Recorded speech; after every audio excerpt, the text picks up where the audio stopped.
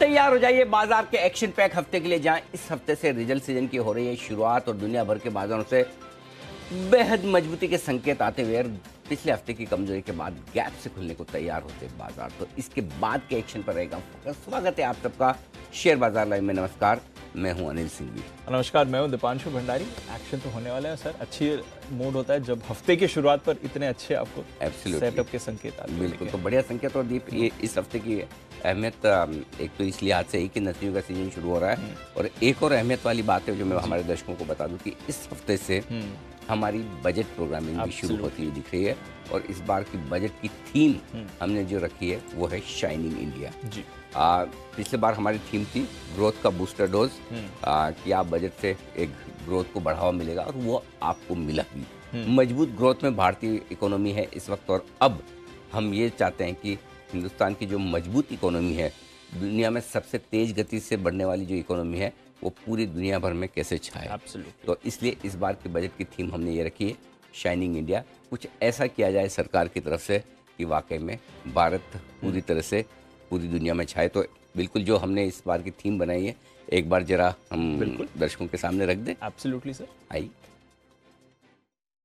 हम हैं मजबूत, ग्लोबल डावाडोल, कैसे बढ़े भारत में ग्रोथ का माहौल, बाजार रहे खुश, पूरे हो निवेशकों के गोल। वित्त मंत्री जी, बजट में करिए कुछ ऐसा बढ़िया, सारे लोग कहें वाह शाइनिंग इंडिया। 1 फरवरी को देखेंगे बजट सिर्फ जी बिजनेस पर, आप, हम और पूरी दुनिया।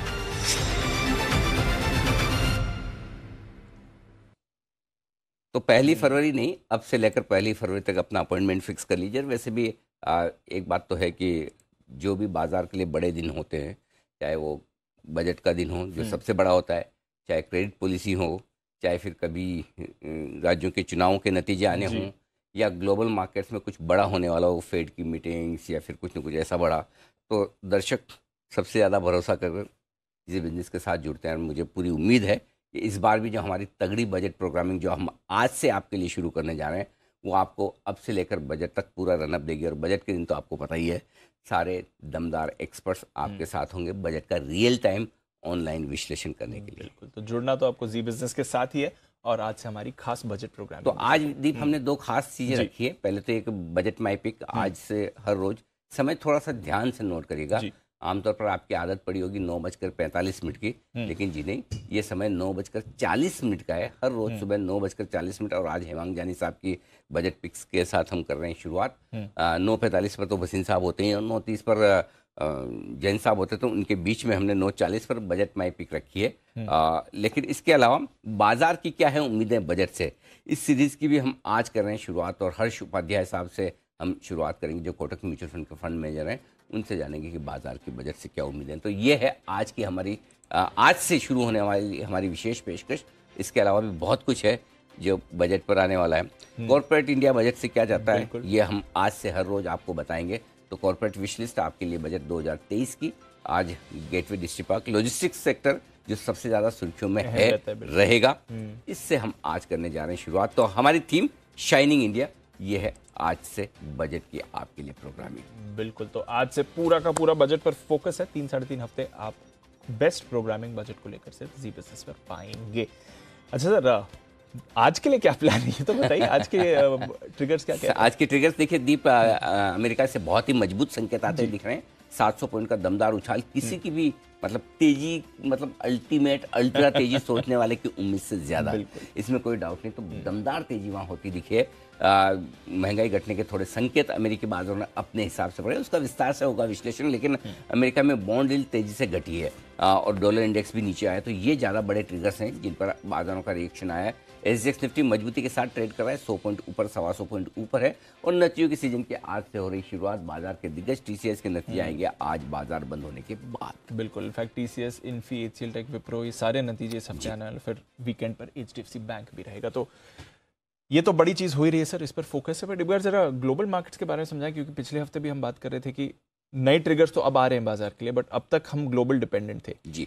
ऐसा क्या हो गया यूएस मार्केट्स में फ्राइडे को कि इतना बड़ा उछाल आ गया? वैसे देखा जाए तो ऐसा उतना कुछ अच्छा हुआ नहीं कि जिसकी वजह से अमेरिकी बाजार 700 पॉइंट उछल जाए, क्योंकि जो बेरोजगारी के आंकड़े आए, ऐसा लग रहा था कि बेरोजगारी के आंकड़े होंगे करीबन 2,75,000 2,80,000 के आसपास नौकरियां कम होंगी, बेरोजगार होंगे लोग, उसके बजाय 2.5 लाख ही आए, तो वो आंकड़ा वैसे अच्छा है। ऐसे देखा जाए तो वो आंकड़ा इस लिहाज से अच्छा नहीं कि इसका मतलब अभी भी नौकरियां तो मिल रही है, हाँ, राइट, तो फिर चिंता की क्या बात है। कायदे से अगर नौकरियां जुड़ रही हैं तो और जो जुड़ने वाली भी 2 लाख का अनुमान था, 2.25 लाख के आसपास जुड़ी है।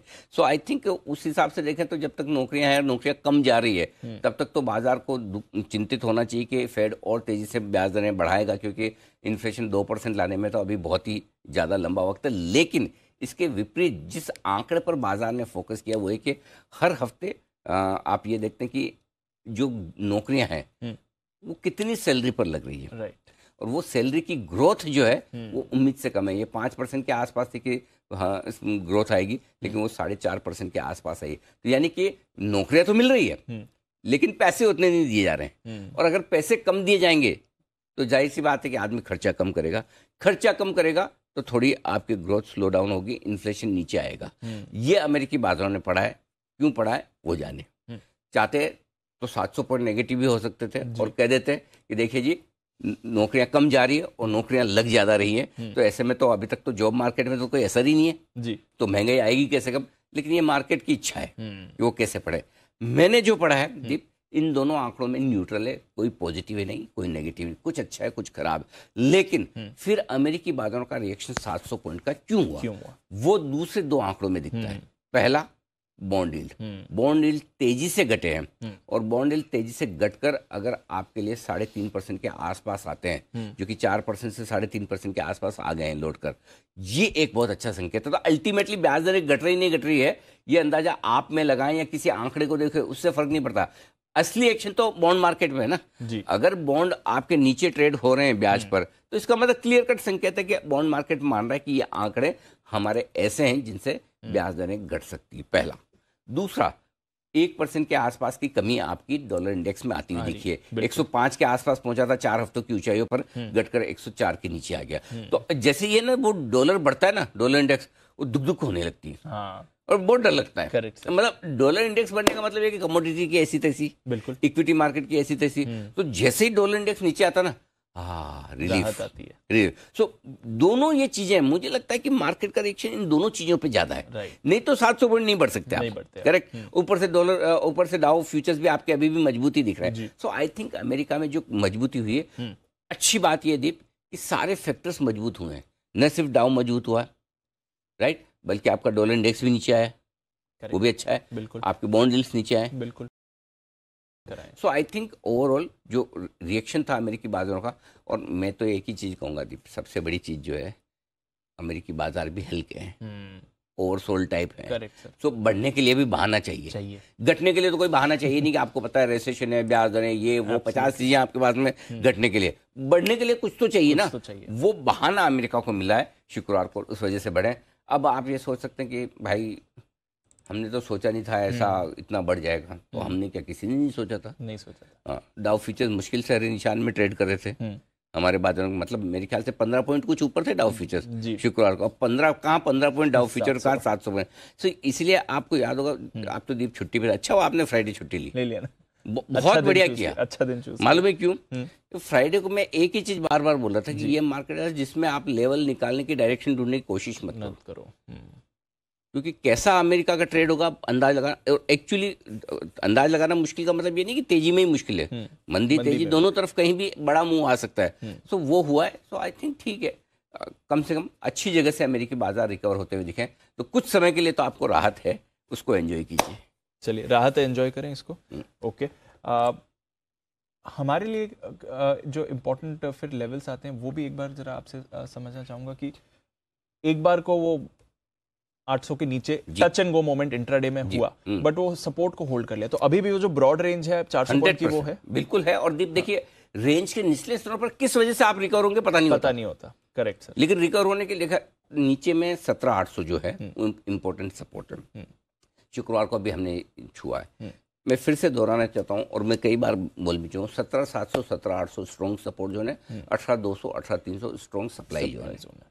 ठीक है, 18,200 18,300 आएंगे, सप्लाई आएगी। जिस दिन 18,300 के ऊपर बंद होंगे उस दिन मूड बना लेना। जिस दिन 17,700 के नीचे बंद हो और खराब हो जाना। जब तक नहीं हो तब तक मिडफील्ड में आप एक से दूसरे को पास देते रहो। बुल वर्सेस बियर के बीच में पासिंग चलेगी, गोल कोई नहीं कर पाएगा जी। गोल करने के लिए आप 17,700 17,800 के नीचे जाके रुके, ऊपर पार करने के लिए, गोल करने के लिए 18,200 18,300 की रेंज को पार करें। आज इस रेंज में ही आप हैं। इस रेंज में सबसे ज्यादा इंपॉर्टेंट चीज आज क्या है? 3:30 बजे। हाँ, 3:30 पर आप कहाँ होते हैं, ये आज के लिए लिटमस टेस्ट है। आपके पास 3 ऑप्शन है 3:30 पे बंद होने के जी। एक ऑप्शन तो ये कि आप बढ़िया डे हाई पर जाकर 18,100 के आसपास कहीं तोड़ फोड़ करके बढ़िया बंद हो जाए। ठीक है।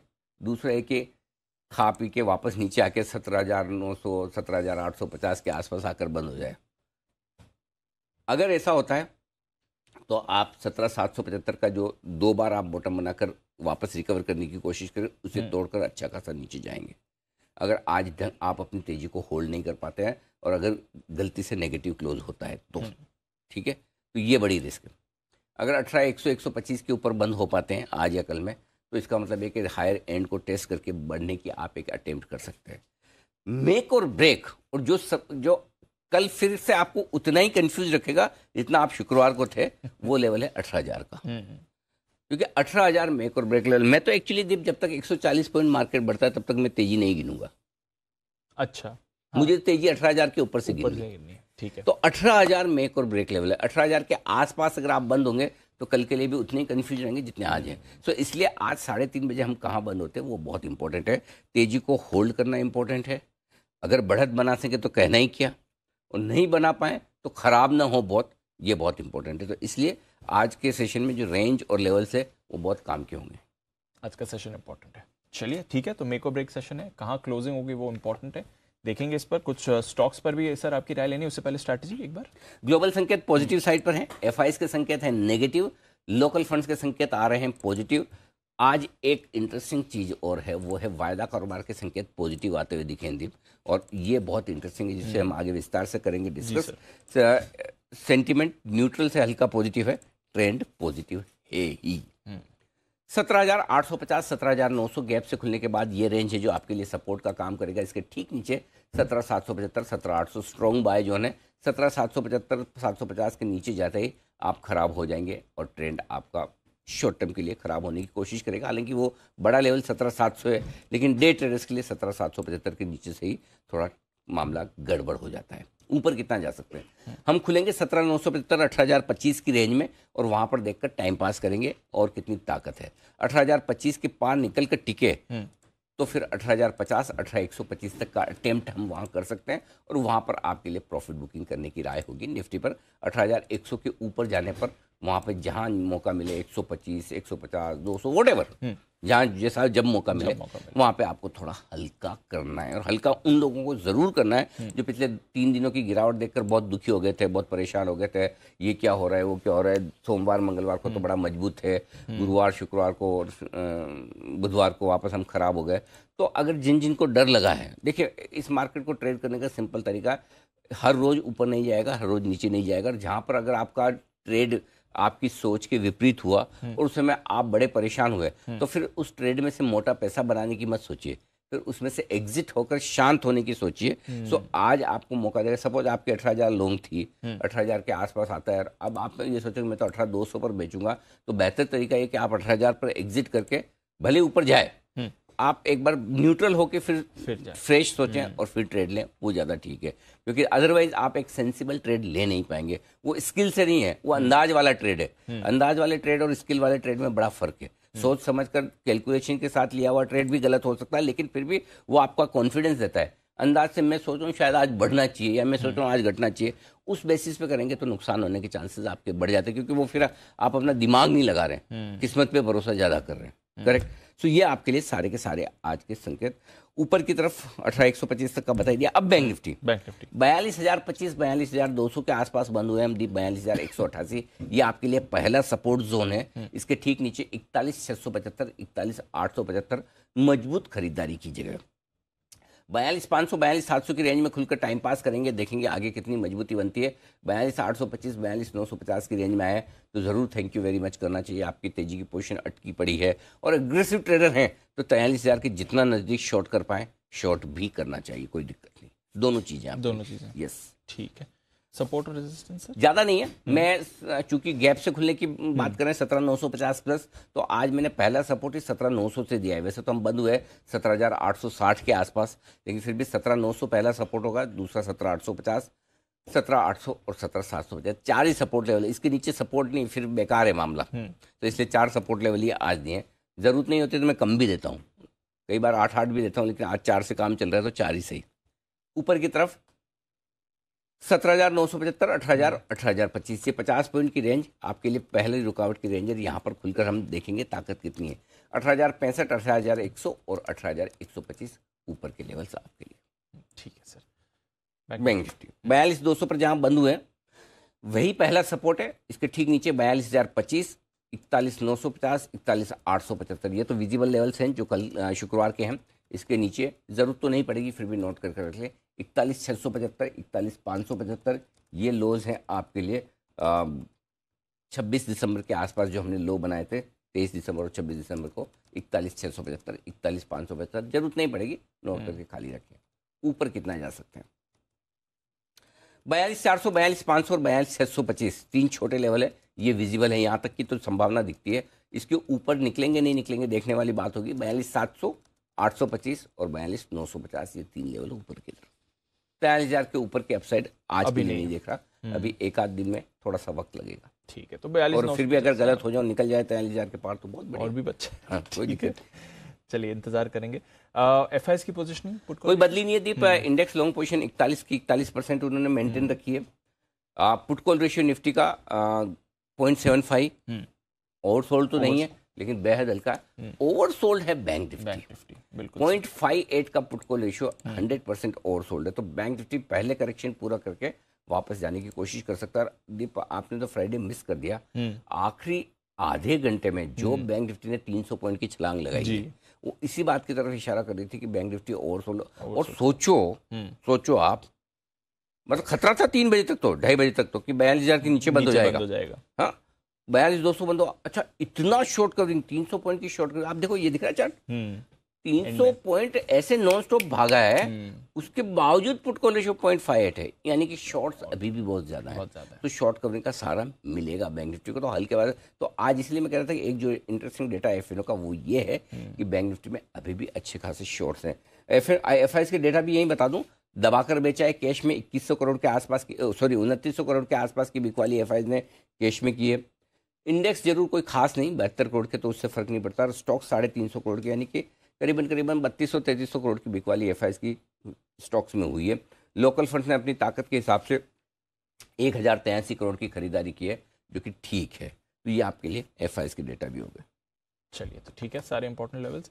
अब आते हैं मौजूदा पोजीशंस पर। स्टॉप लॉस 17,775, 750 जो भी आप रखना चाहें। इंट्राडे और क्लोजिंग बेसिस पे एक ही रख सकते हैं। जिनको क्लोजिंग बेसिस पे छोटा रखना है 17,850 रख लीजिए, यानी कि अगर नेगेटिव क्लोजिंग हो तो निकल जाना चाहिए कायदे से। आज अगर नेगेटिव क्लोजिंग हो या आप लाल निशान में जाएं तो फिर मामला गड़बड़ी है। फिर भी छोटा रखना है 75 पॉइंट और नीचे 17,850 या 17,750, जो आपको ठीक लगे। ठीक है, डन। बैंक निफ्टी आपको याद होगा, आप तो याद नहीं होगा, शुक्रवार को थे 42,000, ऐसा मतलब मैं बार बार शुक्रवार बोल रहा हूँ, आप नहीं थे। इससे आपको ये तो नहीं लग रहा कि मैंने छुट्टी लेके गलत काम कर दिया? नहीं सर, बिल्कुल नहीं लग रहा है। तो एक दो और बोलना एक दो और दिनों के लिए भी अगर आपको बोलना तो आगे अरेंज कर सकते हैं। क्योंकि वो मैं डेटा बार बार शुक्रवार के रेफर कर रहा हूँ, तो बात निकल के आ रही है और ऐसा लगता है कि जैसे साथ में होंगे तो आपको पता होगा। एनीवे, तो 42,800 ही शुक्रवार का हमने क्लोजिंग बेसिस पे स्टॉप लॉस दिया था, बंद वहीं पे हुआ लगभग 42,188। सो आई एम श्योर कि कुछ नहीं किया होगा, कुछ ने नहीं किया होगा। अगर आपने नहीं किया तो अभी भी 42,200 के आसपास का रखिए स्टॉप लॉस, क्लोजिंग बेसिस पे वही बनता है। यानी कि अगर लाल निशान में बंद हो तो आप निकल जाइए। इंट्राडे में 41,875 का जो लो बनाया था शुक्रवार को, उसके नीचे 41,850 का आपका स्टॉप लॉस होगा। ठीक है, चलिए, ये है आपके लिए मौजूदा पोजीशन। अच्छा नहीं, ये तो लॉन्ग वाले शॉर्ट वाले में 18,125 इंट्राडे, क्लोजिंग 18,200। ठीक है। जिनको डीप रखना है बहुत, वो 18,250 का रखें, लेकिन उतनी जरूरत नहीं, 400 पॉइंट ऊपर का रखने का कोई मतलब नहीं निकलता। और जिनको बहुत छोटा रखना है इंट्राडे, 18,025-50 का रख ले। ये आप अपनी पोजीशन के हिसाब से कर सकते हैं, क्योंकि आपने किस लेवल पे बेचा हो तो आप ही को पता है, करेक्ट। तो उस लिहाज से आप अपनी रिस्क को देखते हुए, लेवल को देखते हुए एडजस्ट कर सकते हैं। बैंक निफ्टी इंट्राडे 42,700 होगा और क्लोजिंग 43,000 का होगा। यहाँ भी आप अपनी सुविधा के अनुसार कर सकते हैं। जब ये ना एक तरफा गिरावट और उसके बाद बड़ी उछाल के आसार जब बने, तो मैं स्टॉप लॉस में फ्रीडम देता हूँ, और वो इसलिए देता हूँ ताकि आपको ध्यान रखे, मतलब आपने जिस लेवल पे पोजीशन लिए, अपने रिस्क को देखते हुए आप एडजस्ट कर लें, ये आपको छूट है। ठीक है, चलिए मौजूदा पोजीशंस, स्टॉप लॉसेस और सारे लेवल्स आपके सामने आ रहे हैं। 43,000 बन जाता है, क्योंकि अनिल जैसे कहते हैं 42,950 पर एक स्ट्रॉन्ग रेजिस्टेंस फिलहाल के लिए बैंक निफ्टी दिखा रहा है। नई पोजीशंस कैसे बनाएंगे? खरीदा निफ्टी 17,775 के स्टॉप लॉस के साथ 18,000, 18,025, 17,975 से 18,025 तीन छोटे लेवल है, वही सेम जो ऊपर के दिए वही है। 18,050-65 अगला लेवल बनेगा, 18,100, 18,125 6 लेवल आपके लिए। जो लोग बेचना चाहते हैं बिल्कुल बेचने का शौक फरमाएं, 18,050 से मूड बनाएं, 18,050, 18,065, 18,100, जहां जब मौका मिले। बहुत एग्रेसिव हो जाए, सब दाव फ्यूचर खराब होते दिखे, तो 18,000 पे भी आप थैंक यू करने का सोच सकते हैं, एक बार बेच सकते हैं। हाँ, बट अदरवाइज 18,050 के ऊपर ज़्यादा सेफ है, हम बेचे। 18,200 या 18,250 अपनी श्रद्धा के हिसाब से स्टॉप लॉस लगा लें। टारगेट जो बनेगा पहला 18,000, 17,975 दो छोटे टारगेट, 17,900, 17,850 और 17,800 तक के फाइनल टारगेट। 5 ही काफ़ी आ जाए तो ज़्यादा की जरूरत नहीं है। ठीक है सर। बैंक निफ्टी खरीदना है शुक्रवार के लोस के हिसाब से, स्टॉप लॉस लगाकर जब आप नहीं थे 41,850 के लेवल के स्टॉप लॉस से खरीदना है। 42,400, 502 छोटे लेवल है, 42,625, 42,702 मीडियम लेवल है, 42,825 और 42,950 फाइनल लेवल, जिसके लिए आपको बैंक निफ्टी में खरीदारी करनी है। और ये सारे के सारे लेवल्स आपके स्पॉट लेवल है, कैश लेवल है। ठीक है, अब आइए ऊपर बेचने की राह। ये थोड़ा ट्रिकी है दीप। अगर आप मुझे पूछेंगे कि सबसे बढ़िया जगह कहाँ है बेचने की, तो 42,950, सेकंड बेस्ट प्लेस 42,825। लेकिन कभी कभी ऐसा लगता है कि कहीं ऐसा ना हो कि नीचे से घूम जाए, मिस हो जाए, तो 42,700 के आसपास से भी आप सोच सकते हैं। 42,675, 700 पे वहां देखें मूड माहौल कैसा है। अगर ठीक लगे तो बेचे, नहीं तो हड़बड़ी ना करें, क्योंकि बैंक निफ्टी थोड़ा ओवरसोल्ड है ना, तो मौका दे सकता है ऊपर का। जितना 42,950 के आसपास बेचेंगे उतना बढ़िया। तो अभी फिलहाल मैं 42,675 से 42,825 की रेंज दे रहा हूँ। स्टॉप लॉस 43,000 का, इसका मतलब ये कि 42,950 आए तो वहां बेचना ही चाहिए। टारगेट जो बनेंगे 42,600, 500, 400 तीन छोटे टारगेट हैं। 42,300, 225, 42,025 और 41,875, ये सारे लेवल नीचे की तरफ। तो मेरे ख्याल से जो बेस्ट रेंज है बेचने की 42,825, 42,950। अगर मौका मिले तो वहाँ छोड़ना नहीं चाहिए, वहाँ एक चांस लेना चाहिए। विद स्ट्रिक्ट स्टॉप लॉस की 43,000 के पार निकला तो मैं काट लूंगा अपनी सारी शॉर्ट। Done sir. चलिए, दोनों तरफ के मौके आपको ये बाजार देगा। बैन लिस्ट कोई अपडेट नहीं, इंडिया बुल्स हाउसिंग बना हुआ है। थोड़ा डेटा समझाएं सर वायदा कारोबार के लिहाज से। वायदा कारोबार के डेटा में एक ही लेवल इंपॉर्टेंट है, वो है 18,000 मेक और ब्रेक। 18,000 के पुट पर 55 लाख शेयर है, हाईएस्ट ओपन इंटरेस्ट है। और 18,000 के कॉल पर भी लगभग हाईएस्ट ओपन इंटरेस्ट, हाईएस्ट लगभग क्या है ही, 18,000 के कॉल पर 1.25 करोड़ शेयर है, 1,20,00,000 शेयर जो कॉल राइटर खड़े है। इसलिए 18,000 को पार करके टिकना मुश्किल है। 18,000 से 18,050 की रेंज, 18,065 की रेंज स्ट्रॉन्ग सप्लाई जोन आपके लिए आज बनता है। तो वो पार करके निकलेंगे तो ही शॉर्ट सेलर पहले तनाव में आएगा, नहीं तो तब तक तो उनको टेंशन नहीं है। अच्छा। और 68 लाख शेयर, देखो जितना हाईएस्ट ओपन इंटरेस्ट 18,000 के पुट पर है 55, उससे ज़्यादा तो पुट कॉल राइटर शुक्रवार को ऐड हुए 68 लाख। सो 18,000 सबसे इंपॉर्टेंट लेवल है। इसलिए मैंने कहा कि मैं तेजी 18,000 से गिनूंगा। अगर समझो आप 17,975 खुलते हैं तो मन में ये रखिए कि मैं 25 पॉइंट नीचे खुला हूँ, मानना ही नहीं 18,000। हाँ, तभी आप मार्केट को सही अप्रोच कर पाएंगे। राइट। और 18,025 खुले मतलब मैं 25 पॉइंट ऊपर हूँ। समझ गया। तो अब अपने आप आपको है ना वो पेंडुलम वहां पर बीचों बीच में आ जाएगा। समझ गया, किधर वो है वो मोमेंटम। ठीक है, ठीक है। ये हो गया आपके लिए निफ्टी। बैंक निफ्टी 42,500, 42,500 के कॉल्स पर 27 लाख शेयर है, वहां से आपको तेजी गिननी है। तो 300 पॉइंट छोड़ दीजिए। 42,500 से जैसे जैसे आप ऊपर जाएंगे उतना तेजी गिनी है। तो 42,500 में एक और ब्रेक लेवल है। ऊपर में हल्की फुल्की रिकॉर्ड 42,700, 800 के आसपास है।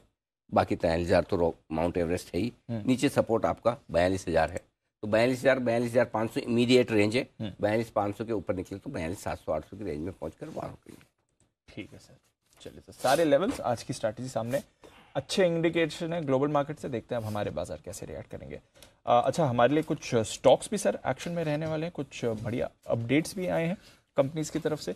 आपकी कहां पर नजर है ये सारे? आज का स्टॉक ऑफ द डे तो है टाइटन, और शुक्रवार को टाइटन कमजोरी के साथ बंद भी हुआ है दीप, तो मेरे ख्याल से बढ़ने के लिए इसके पास जगह भी है।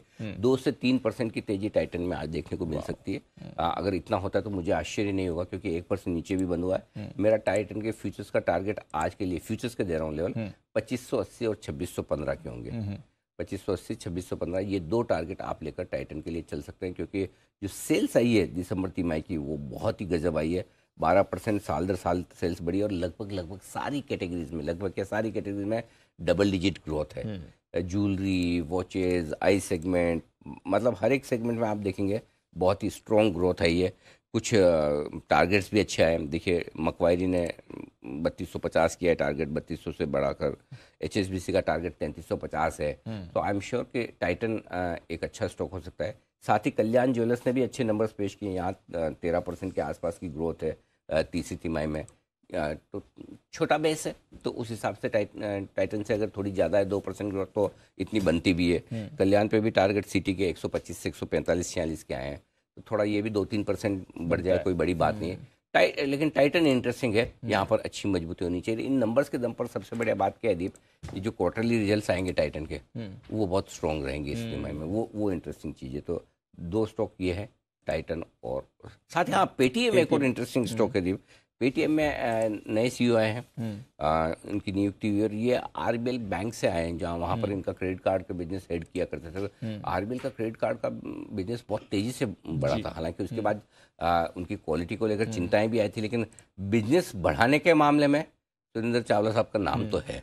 तो आई थिंक पेटीएम का स्टॉक भी आज रिएक्शन देगा। और वैसे भी आपको याद होगा, हम लगातार पिछले 2 महीने से ये कह रहे हैं कि ये स्टॉक्स अब सेल ऑन राइज नहीं है, बल्कि बाय ऑन डिप्स है। इनके लिए नीचे की रिस्क कम होगी। न्यू एज कंपनीज जो हैं, इनमें जो एग्रेसिव सेलर्स है वो ज़्यादातर निकल चुके हैं। अब नए इन्वेस्टर्स आए जो ज़्यादा लॉन्ग टर्म व्यू और ज़्यादा मजबूती वाला व्यू रखते हैं। उस हिसाब से टाइटन भी आज मेरे ख्याल से 5-6% बढ़ जाए तो मुझे आशा 4-5% तो आराम से बढ़ सकता है इन खबरों के दम पर। तो टाइटन में भी थोड़ा एक्शन, पेटीएम में भी एक्शन तेजी की तरफ बन सकता है। तो ये मैनेजमेंट चेंज के हिसाब से एक और चीज़ ये भी कि काफ़ी ब्रोकरेजेस अब ये सोचेंगे, अभी क्वार्टरली बेसिस पे एबिटा लॉस कर रही है पेटीएम। वैसे अंदाजा ये कि इनको एबिटा लेवल पर प्रॉफिट में आने में अगला साल का वक्त लगेगा, अगले फाइनेंशियल ईयर में। लेकिन कुछ ब्रोकरेजेस का ये मानना है कि हो सकता है चौथी तिमाही में ही ऑलमोस्ट ये ब्रेक इवन पर आ जाए। अच्छा। ये थोड़े एग्रेसिव टारगेट्स भी आ रहे हैं। अगर थोड़े ये लोग अपने खर्चे वर्चे कम कर ले, थोड़े से मैनेज कर ले, जो सारे जितनी भी सीरीज हो रही ना आजकल, तो वैसे बहुत सारी होती है सीरीज, हर महीने कोई न कोई सीरीज क्रिकेट की चलती थी, 2-4 दूसरों के लिए भी छोड़ दे, खर्चा थोड़ा कम करे, है ना। तो शायद प्रॉफिटेबल हो जाए या ब्रेक इवन कर ले, तो मेरे ख्याल से वो इनके लिए फायदे की बात होगी। अगर कॉस्ट थोड़ा बचाकर ब्रेक इवन करे, और चौथी तिमाही में अगर मैनेजमेंट ने स्ट्रांगली संकेत दे दिए कि हाँ हम ब्रेक इवन कर सकते हैं, तो स्टॉक भाग सकता है। फिर स्टॉक के लिए अगला बड़ा ट्रिगर यही है, ये ब्रेक इवन कब करेगा। ऐसा है, बहुत बड़ा पैसा बना के तो आपको कभी नहीं देगा इन टर्म्स ऑफ प्रॉफिट, क्योंकि जो कमाएंगे नए बिजनेस में लगाएंगे, जो कमाएंगे नए बिजनेस में लगाएंगे। साइज बनानी है, इसलिए वो आपको बड़ा प्रॉफिट नहीं दिखेगा, क्योंकि नए बिजनेस में पैसा ज़्यादा दिखेगा।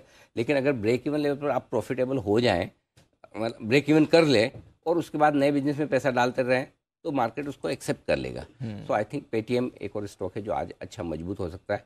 अब इसमें प्रॉब्लम है कि वैसे देखा जाए तो इन दोनों के बेसिस पे 4-5% आराम से बढ़ना चाहिए, लेकिन एक ही चीज़, हर एक लेवल पे पेटीएम में सप्लाई बहुत आती है।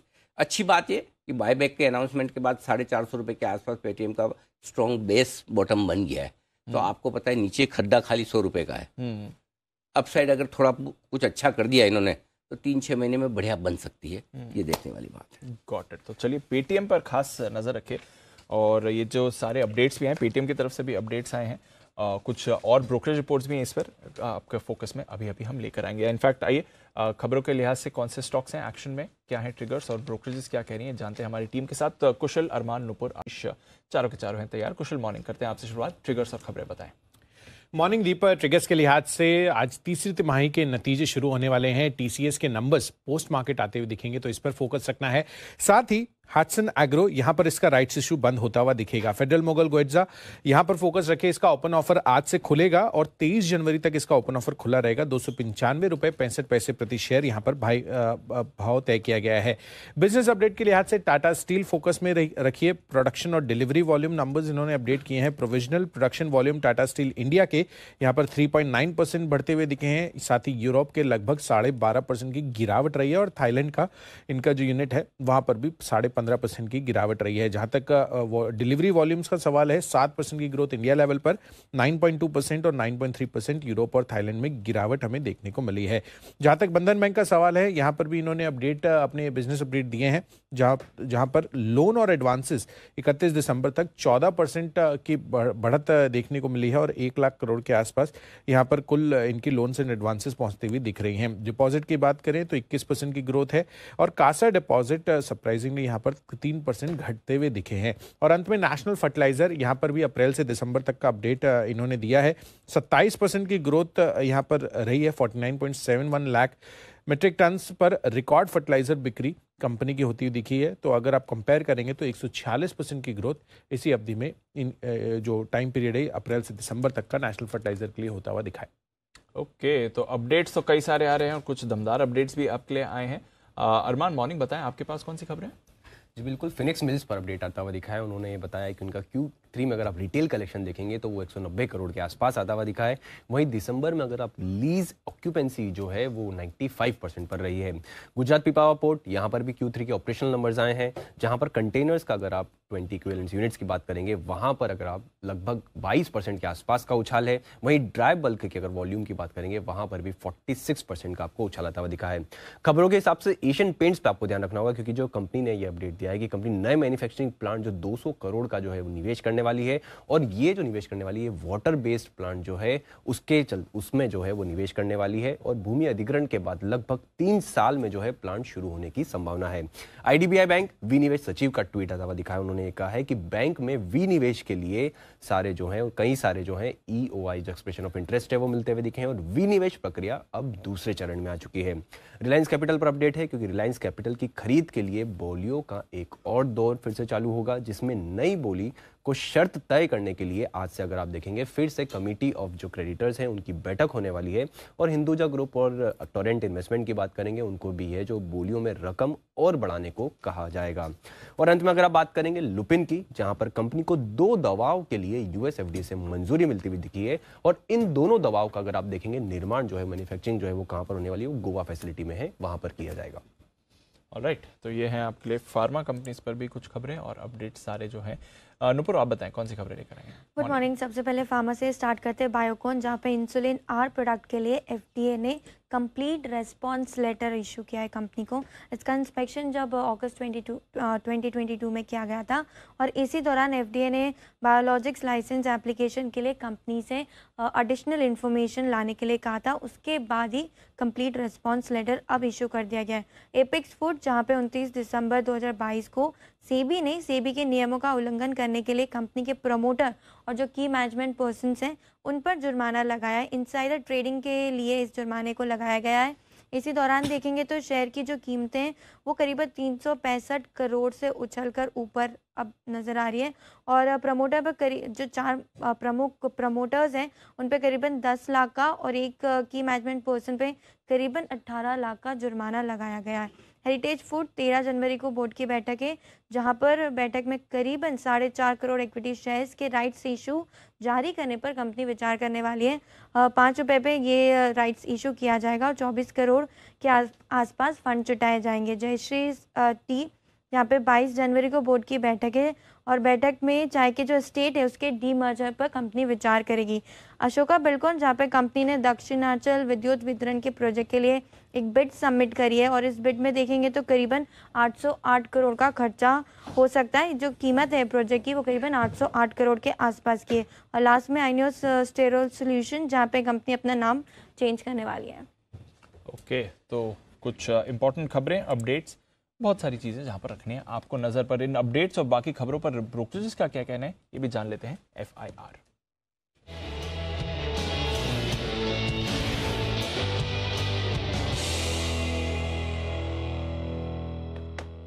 मॉर्निंग आशीष, ये अपडेट्स और बाकी जो टॉप रिपोर्ट्स है पहले उनके बारे में बताएं। बिल्कुल, गुड मॉर्निंग दीपांशु। टाइटन के साथ शुरुआत करते हैं। सीएलएसए की तरफ से रिपोर्ट आई है जहां पर आउट परफॉर्म की रेटिंग को बरकरार रखा है। 2538 की जो है शुक्रवार की क्लोजिंग है।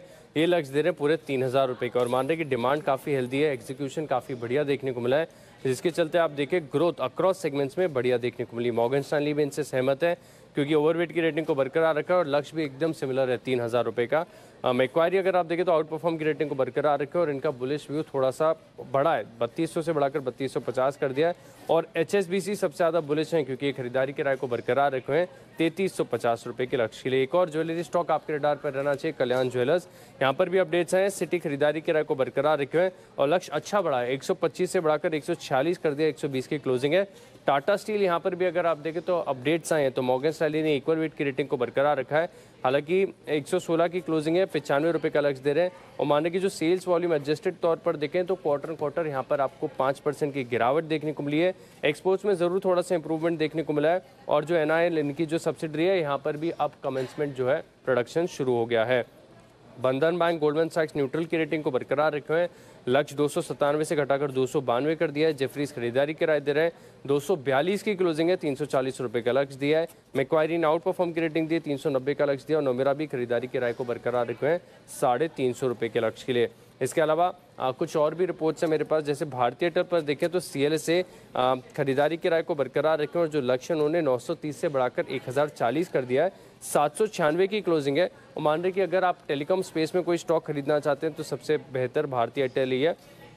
वोडाफोन आइडिया यहाँ पर CLSA बिकवाली के राय को बरकरार रखे हैं और जो लक्ष्य इन्होंने बढ़ा है 5 रुपये से बढ़ाकर 6 कर दिया है। हालांकि स्टॉक चल रहा है 7 रुपये 80 पैसे पर। टाटा कम्युनिकेशन CLSA की तरफ से बढ़िया अपग्रेड आया है। पहले आउट परफॉर्म की रेटिंग दिया करते थे, अब खरीदारी की राय दे रहे हैं। और लक्ष्य भी अगर आप देखें तो 1433 से बढ़ाकर 1600 सीधे 46 कर दिया, 1646, 1327 की क्लोजिंग है। बजाज फाइनेंस HSBC रेटिंग को डाउनग्रेड कर दिया और जो लक्ष्य है 7190 से सीधा घटाकर 5460 कर दिया है, 5980 की क्लोजिंग है। और गोल्डमैन सैक्स भी देखें तो बिकवाली की राय को बरकरार रखे हैं। हालांकि लक्ष्य इन्होंने जो है बढ़ा है, 6104 से बढ़ाकर 6118 कर दिया।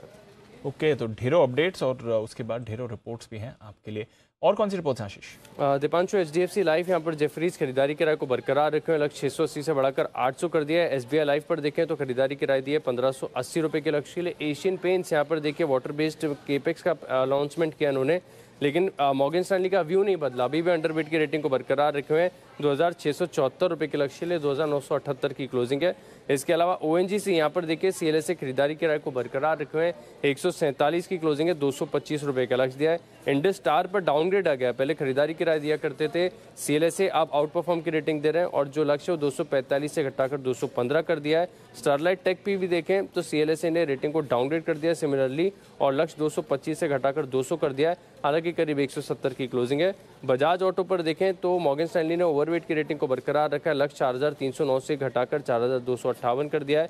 ICICI बैंक गोल्डमैन सैक्स खरीदारी की राय दे रहे हैं, लक्ष्य 1075 से इन्होंने बढ़ाकर 1078 कर दिया है। SBI पर गोल्डमैन सैक्स खरीदारी की राय को बरकरार रखें, लक्ष्य 770 से बढ़ाकर 762 रुपये कर दिया है। और अंत में कोटक महिंद्रा बैंक, यहाँ पर गोल्डमैन सैक्स ने खरीदारी की राय दी है, 2358 रुपये से लक्ष्य को बढ़ाकर 2366 कर दिया।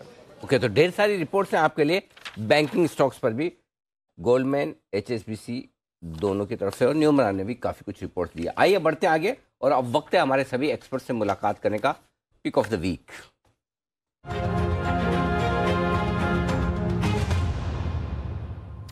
बंसल जी सुप्रभात, शुरुआत करें सर। सुप्रभात अनिल जी, सुप्रभात दीपांशु। अनिल जी, दिल्ली में तो एकदम कोहरा पड़ रहा है। अगर आपको अनिल जी एकदम हिल स्टेशन वाला मजा लेना है, स्विट्जरलैंड वाला मजा लेना है तो अनिल जी दिल्ली आ जाए अनिल जी। ओके, 400 धुंधले नहीं दिख रहे ना?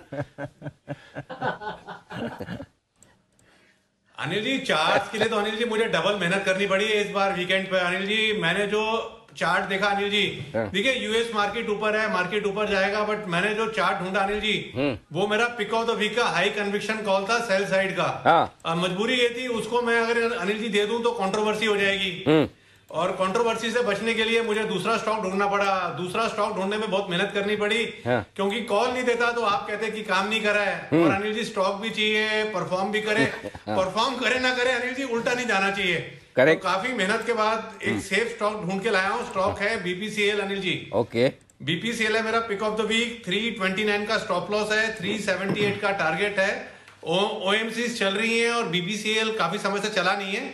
मुझे लगता है इस सप्ताह बीपीसीएल का नंबर लगेगा। ओके, चलिए, तो काफी मेहनत मशक्कत के बाद आपको खरीदारी करने की राय लेकर आए हैं बीपीसीएल पर बंसल जी। बहुत ही बढ़िया।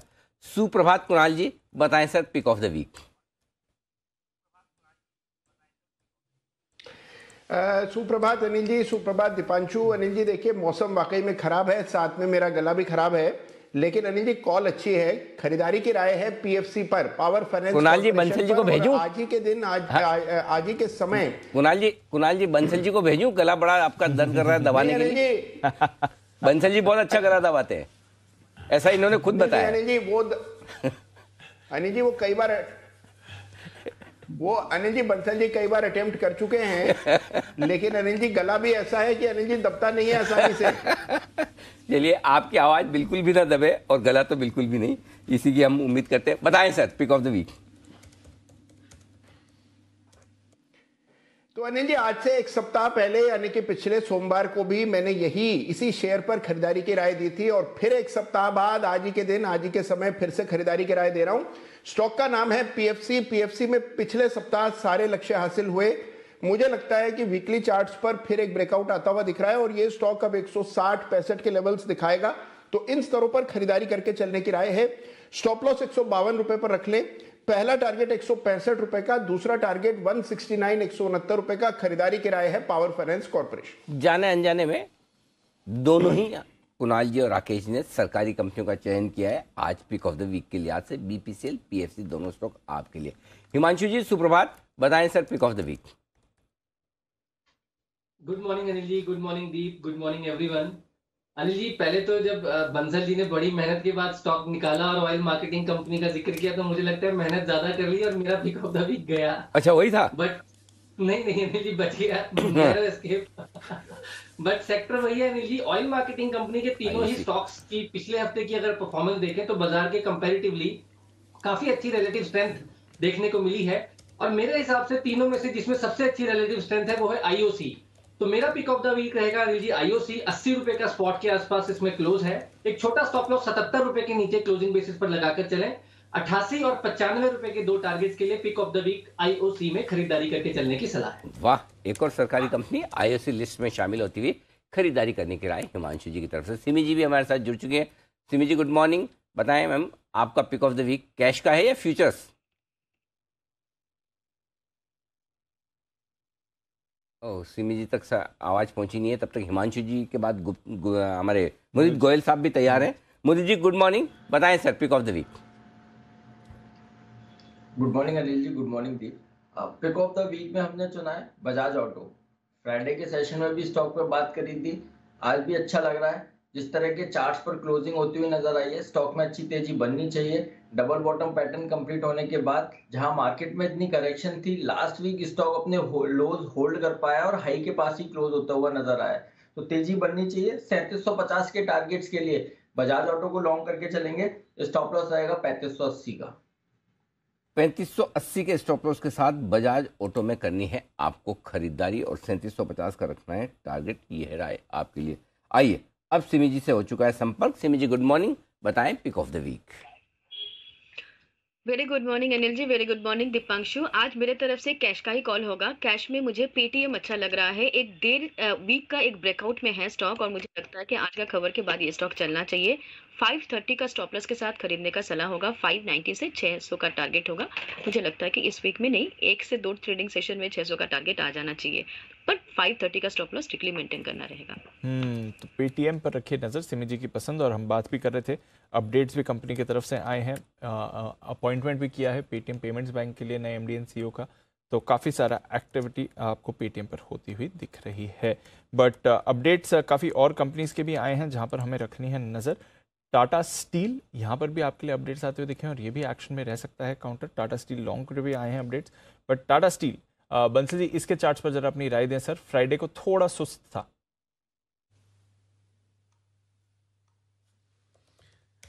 दीपांशु, टाटा स्टील में देखिए दो तरीके का नजरिया बनाना चाहिए। एक तो दीपांशु बनाना चाहिए लॉन्ग टर्म नजरिया, और लॉन्ग टर्म नजरिए में अगर हम देखें तो वर्स्ट टाटा स्टील का ओवर है, नीचे में अच्छा बेस बन चुका है और 1 से 1.5 साल में डबलिंग का कैंडिडेट है। और दीपांशु अगर ट्रेडिंग के नजरिए से देखें तो जिन्होंने ले रखा है ट्रेडिंग के नजरिए से, BTST के नजरिए से 114 का एक स्टॉप लॉस लगा लें, और एक बार 118 के ऊपर निकलेगा तब शॉर्ट टर्म के नजरिए से दोबारा से करंट इसके अंदर देखने को मिलेगा। ओके, तो ये है आपके लिए टाटा स्टील जिस पर रखनी है नजर। बंधन बैंक, इनकी तरफ से भी अपडेट्स आए हैं, थोड़ा मिड कैप बैंक्स में वैसे भी हम दोनों तरफ का एक्शन देखते हैं। सिमी जी, बंधन बैंक चार्ट्स पर फिलहाल कैसा लग रहा है?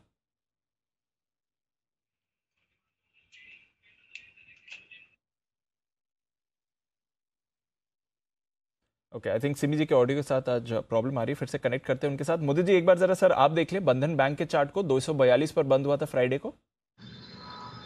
दीपांशु, चार्ट बहुत अच्छे हैं, बस इसमें 246 246 के ऊपर जैसे ही ये काउंटर निकलेगा अग्रेसिव बाय बनेगा। 265 तक के टारगेट्स निकल कर आ रहे हैं, क्योंकि जिस तरह से स्टॉक में लास्ट करीब 3 महीने से जो कंसोलिडेशन था उसमें एक ट्रायंगल बनाया और उसका ब्रेकआउट फ्राइडे को हुआ था, लेकिन मार्केट में काफी सेल ऑफ था, इसलिए ये हाइज होल्ड नहीं कर पाया। तो जैसे ही अब की बार 246 का ब्रेकआउट होगा, 265 तक के टारगेट्स बंधन बैंक में निकल कर आते हैं, तो बिल्कुल पोजीशन है जिसके पास होल्ड करके चलें। 246 के ऊपर और बाय करेंगे। 265 के टारगेट्स के लिए स्टॉप लॉस रहेगा 232 का। ओके, तो ये है आपके लिए बंधन बैंक का, यहाँ पर आपके लिए एक्शन पूरा का पूरा होता दिख रहा है।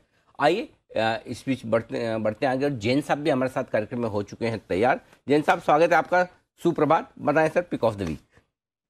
Yes, very good morning Anil ji. First of all reporting from Udaipur, आपका शहर। और कल उदयपुर में मैंने जितना आपको मिस किया है अनिल जी, एक तो सीएस के बीच में था, सीएस के बीच में गिरा हुआ था। उदयपुर चैप्टर CIRC ने बहुत जबरदस्त यहाँ पे एक नेशनल कॉन्फ्रेंस किया था, उसमें स्पीकर था और हर आदमी जी बिजनेस और आपको खूब याद कर रहा है, पूरे पैनल को सब बहुत प्यार दिया कल, बहुत अच्छा लगा यहाँ पे अनिल जी। और उदयपुर ऐसी सिटी, मैं तो कहता हूँ जो हम लोग अभी जर्मनी की बात कर रहे थे और कनाडा की बात कर रहे हैं, मुझे लगता है कि अपने को उदयपुर जरूर आना चाहिए अनिल जी। आपके ऊपर कुछ भी भार नहीं होगा, यहाँ पे आप आओगे ना, यहाँ पे हर कोने में हर जगह मुझे मतलब आपकी खुशबू आ रही थी, और हर आदमी मतलब जिस तरीके का उदयपुर ने ट्रीट किया कल में, मजा आ गया Anil ji. I really loved. चलिए बढ़िया, आप उदयपुर में हैं और एंजॉय कीजिए उदयपुर की खूब। मतलब बहुत दुनिया में बहुत कम जगह ऐसी है दीप जहाँ पे मतलब है ना रिच हिस्ट्री हो, बहुत अच्छा मतलब कल्चरल बैकग्राउंड हो और साथ ही सीनिक ब्यूटी हो। तो उदयपुर तीनों का कॉम्बिनेशन है, जहाँ पर अच्छा खासा इतिहास है, इतनी खूबसूरती है, झीलें, आहा, और साथ ही साथ जो राजस्थान का कल्चर वहाँ पर है, तीनों का बड़ा जबरदस्त संगम है। तो जिंदगी में जो आदमी उदयपुर नहीं गया उसने पूरी दुनिया देखी नहीं है। और कई लोग है ना वो वेनिस जाते हैं घूमने के लिए, ऐसा कि बड़ा मतलब वो वेनिस से ज़्यादा खूबसूरत उदयपुर है जी। तो जरूर जाएंगे, पैलेस होटल। हाँ, अरे एक से एक मतलब में। तो धन्यवाद जैन साहब याद करने के लिए, और उदयपुर वालों को भी सबको इतने स्नेह के लिए जी। रिच हेरिटेज और वो तो बोला, और प्लस ये जन्मभूमि है, दो बहुत मतलब महाराणा प्रताप जी का तो है ही, और साथ में आपके अनिल जी की जन्मभूमि है तो मेरी चित्तौड़गढ़ है वैसे हाँ, लेकिन मेवाड़ पूरा है तो मेवाड़ी है जी सर। और अनिल जी, जिस तरीके से इस बार डेवलपमेंट हुआ है पोस्ट कोरोना, जो यहाँ पे डेवलपमेंट हुआ है जो इंटरनेशनल स्टाइल में, वो गजब का था। मैं भी इनफैक्ट 2019 में आया, हर बार आता था, बट इस बार थोड़ा काफी दिनों बाद आया, देखने को मिला। So it's a must visit, beautiful city of Udaipur. Lakes भी दिखाने लग गए, गजब की टीम है अपनी प्रोडक्शन टीम भी, वाह क्या फास्ट है। बट एनीवेज मैं ये बोलूंगा कि जो मैं पिक ऑफ द वीक लाया हूं वो है इंगर्सोल रैंड। गजब की कंपनी, अगेन मैंने काफी बार पहले भी कवर किया हुआ है, और मुझे ऐसा लगता है क्रूड ऑयल नीचे आने की वजह से और जो रिकवरीज बेहतरीन हो रही है, तो HP BP दोनों ही अच्छा करेंगे। और इवन ONGC और रिलायंस, ये दोनों भी मतलब दोनों को जोड़े में ही बात कर रहा हूं मैं, ये दोनों अच्छा करेंगे।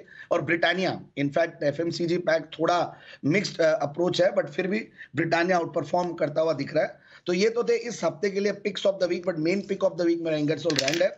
और जो मैंने लास्ट वीक जो फ्राइडे को वीकेंड शो पे देता हूं, उसमें मैंने एक सेल कॉल भी दिया डॉक्टर रेड्डीज का, तो वहां पे इंट्राडे FNO पिक के तौर पे डॉक्टर रेड्डीज। और अगेन जैसा ऑटो इंसुलरी में मैं काफी दिनों से बुलिश हुई हूं, तो LG बालाकृष्णन मैंने पोजिशनल पिक के तौर पे दिया। And last but not the least long term pick था मेरा कजारिया सेरामिक्स। ये सारे स्टॉक है, Ingersoll Rand, HP, BP, Reliance, Minda Industries और साथ ही कजारिया भी, ब्रिटानिया भी, ये सारे के सारे स्टॉक्स हैं जैन साहब की पसंद के। और सुमित जी भी जुड़ चुके हैं साथ में, तो आइए सुमित जी का भी स्वागत किया जाए। सुमित जी सुप्रभात, बताएं sir pick of the week. Good morning Anil ji, good morning Anil ji. Pick of the week के तौर पे जो स्टॉक अभी मेरे रडार पे आया है वो है L&T।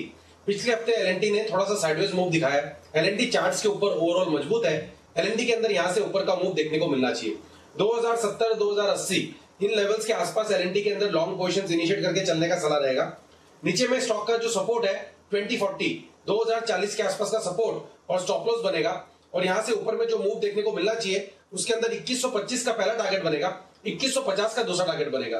तो L&T में खरीदारी करके चलने का सलाह रहेगा 2125, 2150 के टारगेट्स के लिए 2040 के स्टॉप लॉस से। ओके, तो L&T पर भी रखिए नजर। आज बेसिकली कई सारे लार्ज कैप्स हैं, खबरों के दम पर ब्रोकरेज एक्शन भी आया है, ये सारे आपके रेडार पर रहने चाहिए। नेशनल फर्टिलाइजर, यहाँ पर भी कंपनी की तरफ से अपडेट आया है और इन्होंने FY23 के पहले 9 महीनों का अपडेट दिया है। अप्रैल से दिसंबर तक 27% की बढ़त इन्हें दिखी है और रिकॉर्ड फर्टिलाइजर की बिक्री कंपनी ने देखी है। एग्रोकेमिकल बिजनेस में भी शानदार एक्शन आपको बनते हुए दिखा है। जैन साहब, वैसे भी बजट की थीम रहती है, बट स्पेशली नेशनल फर्टिलाइजर की तरफ से दमदार अपडेट आया सर। नहीं, बिल्कुल ये अपडेट का फायदा है सारे फर्टिलाइजर कंपनीज को मिलेगा और ये सारे स्टॉक्स में हमारे रिटेल इन्वेस्टर्स का खूब पैसा बना जिन्होंने अपने चैनल को देखा है और देखते ही हैं। तो GSFC, RCF, NFL, fact, Coromandel, Chambal, ये सब है और ये PSUs जो फर्टिलाइजर वाली कंपनी है सब बढ़िया करेंगे। सो मुझे लगता है कि GSFC फिर भी मुझे ऐसा लगता है टॉप ऑफ द लीग है क्योंकि अंडर परफॉर्म किया है और GNFC की होल्डिंग भी है इसमें। तो परसों भी फ्राइडे वाले दिन भी काफी वॉलेटिलिटी के बीच आउट परफॉर्म किया था। सो ओवरऑल NFL, GSFC ये जिन्होंने भी ले रखा वो सब होल्ड करके रखे हैं बजट के पहले भी और आगे भी आने वाले दिनों में। सरकार का देखिए एग्री GDP को जो बढ़ाने का एक फोकस है, उसके सबसे बड़े बेनिफिशियरीज ये एग्री इनपुट्स वाली कंपनियां होंगी। तो सारे फर्टिलाइजर स्टॉक्स और स्पेस पर आपको रखनी है नजर, एक्शन में आ सकते हैं। एक्शन में रहेंगे भरपूर और काउंटर्स, ढेरों स्टॉक्स हैं जहां पर हमारे एक्सपर्ट्स की लेनी है राय। आइए उससे पहले एक बार करते हैं शुरुआत फर्स्ट ट्रेड की हेडलाइंस के साथ।